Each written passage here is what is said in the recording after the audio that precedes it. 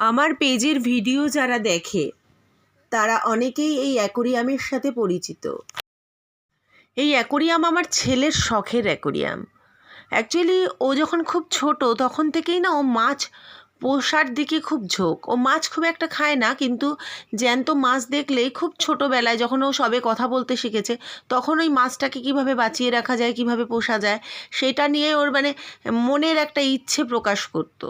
যখন ক্লাস 7-এ পড়ে তখন হঠাৎ করে একবার বায়না করলো যে আমাকে অ্যাকোরিয়াম কিনে দিতে হবে।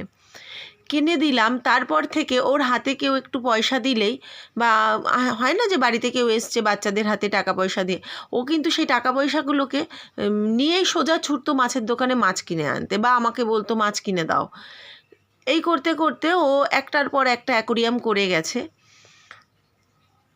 এবার এই যে অ্যাকোরিয়ামগুলো সাজায় নিজের মতো করে, অ্যাকোরিয়ামের কিন্তু একটা খুব ভালো দিক আছে।